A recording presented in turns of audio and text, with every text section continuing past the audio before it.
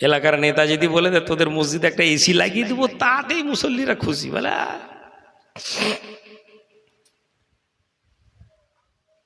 সরকার বলছে তোমাদের কবরস্থান ঘিরে দিব, তাতেই মুসলমান খুশি।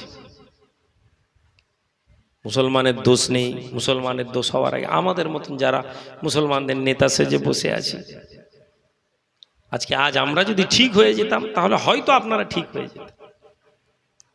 কিন্তু আমাদের সাথে তো আখেরাত বলে নেই। আমি রুহুল আমিন যদি ভুল করি আমার হিসাব হবে, আপনি আমার ভুল দেখে তো ভুল করতে পারেন না।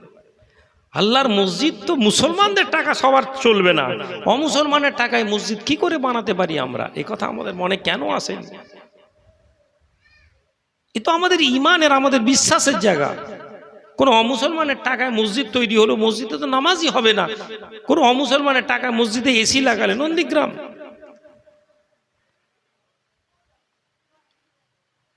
এমপির টাকায় আজ থেকে 5-7 বছর আগে, 10 বছর 8 বছর আগে মসজিদের মধ্যে এসি লাগিয়ে দিয়েছে। মানে সরকারের টাকা চলবে, ফতোয়া আর মুফতিরও অভাব নেই। বলে কি সরকার টাকা দিচ্ছে, সরকার মদেরও ট্যাক্স নিচ্ছে, সরকার জুয়াখানারও ট্যাক্স নিচ্ছে, সরকার লটারিরও ট্যাক্স নিচ্ছে, আর বলছে সরকারের টাকা। হে আল্লাহর বান্দা, যুবকেরা, ইমান যদি না জানি, ইমান না জানার পরিণতি আজ আমাদের এই অবস্থা। আজকে ধর্ম আমাদের কাছে একটা নাম, আমাদের মুসলমান জন্মেছি এটাই ধর্ম। আমি উজবেকিস্তান গেলাম, উজবেকিস্তানে নামাজের টাইমে নামাজ পড়লাম, যে গাইডার ছিল সে দাঁড়িয়েছে, আমি বললাম তুমি মুসলমান? বলে হ্যাঁ। তার নাম বেগ, নামেই বুঝতে পারা যায়। তুই মুসলমান? বলে হ্যাঁ আমি মুসলমান। তুমি নামাজ পড়োনি? বলে না আমি নামাজ পড়িনি। নামাজ পড়োনি কেন? বলে আমার আব্বা বলেছে মনের মধ্যে ইসলাম থাকলে হবে, নামাজ না পড়লেও চলবে। আপনি বলুন দেখি, আপনি ওর কথা শুনে হাসছেন, আপনি বলুন দেখি, আপনি মুসলমান, আপনি অমুসলমানের টাকায়, সুদের টাকা, জাকাতের টাকা, যে টাকাই পাচ্ছেন সেটা নিয়ে মাদ্রাসা বানাচ্ছেন, মসজিদ বানাচ্ছেন। তাহলে আপনার মনের মধ্যে কি মনে হয়েছে যে না এটা অন্যায় কাজ? আমরা জলসা শুনতে আসি, জলসা এখানে শুনলাম, এখানেই জলসার কথা রেখে দিয়ে চলে গেলাম। আমরা বসে এই সিদ্ধান্ত নিলাম না যে না না না আমাদের মধ্যে থেকে এই ভুলগুলো হচ্ছে, আমরা এটা শুধরে নিব। শুধু নাম সর্বস্ব মুসলমান হব না, আমরা আমল সর্বস্ব মুসলমান হব, আমরা বিশ্বাসের উপরে দাঁড়িয়ে মুসলমান হব। ইমানের কথা শুধু বলবো, কলমা পড়েছি কথা বললে হবে না, কলমার ওজনকে রেখে আমাদেরকে আনতে হবে, আমাদের কাজের মধ্যে এটা প্রমাণ হতে হবে। ওমর চিঠি লিখে দিলেন, আমরা আল্লাহর বিশ্বাসে বিশ্বাস, তুমি যদি আল্লাহর নামে প্রবাহিত হও তাহলে তুমি বইতে থাকো, আর কোনো মহিলার মান্যতের জন্য প্রবাহিত হও তাহলে জেনে নাও মুসলমানের পানি তোমাদের লাগবে না। চিঠি লিখে পাঠিয়ে দিলেন, বললেন আমর ইবনে আসকে বলবেন নীল নদীতে এই চিঠিটা ফেলে দিতে। মদিনা থেকে কি খবর আসে, লোকেরা ছুটছে, দেখছে কি খবর আসে। আমর ইবনে আস রাদিয়াল্লাহু তাআলা আনহুর কাছে চিঠি এলো, বললেন ওমর বলেছেন এই চিঠি নীল নদে ফেলে দিতে। আমর ইবনে আসের ওই চিঠি নিয়ে নীল নদে ফেলে দিলেন আমর ইবনে আস। মুসলমানদের এই কাজ দেখে কিবতীরা, ওখানকার বিরোধীরা মজা নিতে লাগলো, হাসাহাসি করতে লাগলো যে মুসলমান দেখেছো একটা চিঠি ফেলেছে, মান্যতে মহিলা ফেলতে হবে, মেয়ে ফেলতে হবে, সুন্দরী যুবতী মেয়েকে পা হাত বেঁধে টাকা পয়সা দিয়ে নীল নদীকে খুশি করতে হবে, আর মুসলমান কি করছে একটা চিঠি লিখে দিয়েছে। কিন্তু বাস্তব ঘটনা, ওমর ইবনুল খাত্তাব রাদিয়াল্লাহু তাআলা আনহু কি করলেন, চিঠি লিখে দিলেন। আমর ইবনুল আস সন্ধ্যাবেলা গিয়ে চিঠিটা নদীতে ফেলে দিলেন আর বললেন ওমরের চিঠি নীল তোমার জন্য। চলে গেলেন, রাত কেটে গেল। পরের দিন সকালবেলা যখন আলো হয়েছে, মানুষেরা যখন নীল নদের সামনে এসেছে, মানুষ তাকবীর দিচ্ছে, আল্লাহু আকবার। কেউ কেউ ইমানের কলমা পড়ছে, আশহাদু আল্লা ইলাহা ইল্লাল্লাহ, কেউ কেউ আল্লাহর নবীর প্রতি দরুদ পড়ছে।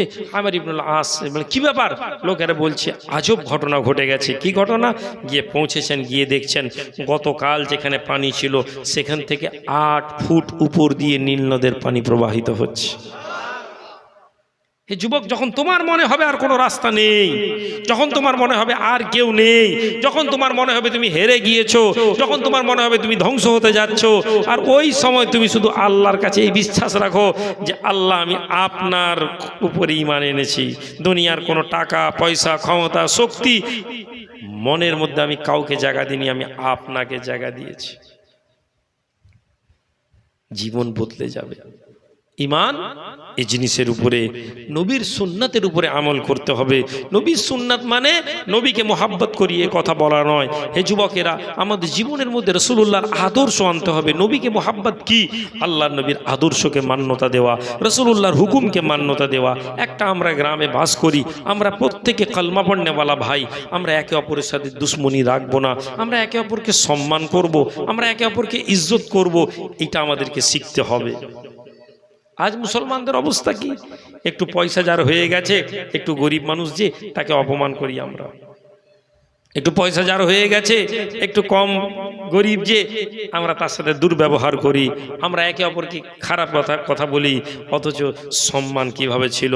আল্লাহ নবী, নবী নয়ার নবী, নূর নবী মসজিদে নববীতে আসছেন হেঁটে হেঁটে, এমন সময় দেখছেন একটা ছোট্ট বুদ্ধু, একটা বদবী, কালো রঙের গায়ে চামড়া ময়লা জামা কাপড় নিয়ে খাবার নিয়ে বসে আছে।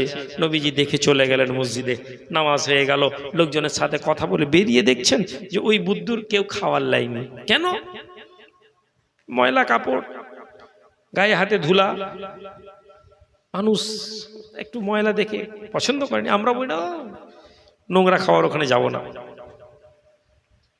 কিন্তু বাস্তব ওর ক্ষমতা যা আছে ওইটুকুনি জানে। গ্রামের লোক, ও অত কিছু বুঝেনি। আল্লাহ নবী গুটি গুটি পায়ে এলেন, এসে ওই দোকানির সামনে বসে বললেন, এই আমি এই দোকানির মাল বিক্রি করব, কে কে তোমরা কিনবে? যেই এ কথা বলেছেন, সাহাবারা ছুটে এসেছেন, রাসূলুল্লাহ বিক্রি করছেন, সঙ্গে সঙ্গে সাহাবারা পয়সা দিয়ে কিনে নিতে লাগলেন। অল্প সময়ের মধ্যে সব কিছু এই লোকের মাঝে বিক্রি হয়ে গেল। তাহলে নবী খালি ধর্ম মানে, নবী আমাদেরকে নামাজ পড়া শিখিয়ে যাননি, নবী আমাদেরকে সোশিও লাইফ শিখিয়েছেন, সামাজিক জীবন শিখিয়েছেন, সামাজিক অ্যাক্টিভিটিস দেখিয়েছেন, সমাজে আমাদের কি ভূমিকা থাকবে এটা আমাদেরকে দেখিয়েছেন। আজ আমরা কোন নবীকে মানি? আমরা এমন এক নবীকে মানি যার সম্পর্কে আমরা শুধু শুনেছি, যিনি আঙুল দিয়ে চাঁদ ভাগ করে দিয়েছেন, যিনি হরিণকে কথা বলিয়েছেন, যিনি এই যে নবীর অতি মানবীয় কথা, এই মুআজিজাগুলোকে নিয়ে আমরা মনে করছি রাসূলুল্লাহ তাই। কিন্তু আমরা কেউ বলিনি যে নবী দুনিয়ার জমিনে সামাজিক জীবনযাত্রায় আমাদেরকে শিখিয়েছেন। নবী শিখিয়েছেন মানুষের সাথে, মানুষের মালিক কি করে ব্যবহার করবে তার কর্মচারীর সাথে, এটা নবী শিখিয়ে গেলেন।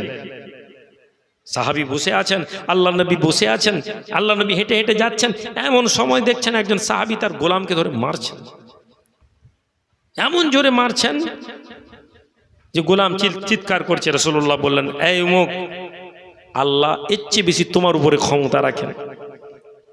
সাহাবী যখন দেখেছেন রাসূলকে চমকে গেছে। আল্লাহ নবী বলছেন, তুমি তোমার গোলামকে এত মারছো?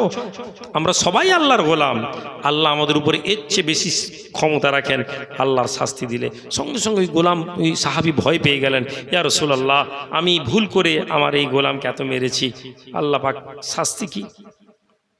কিয়ামতের দিনে শাস্তি হবে। ভয়ে আতঙ্কে ওই সাহাবী গোলামকে আজাদ করে দিলেন, যা তোকে মুক্ত করে দিলাম।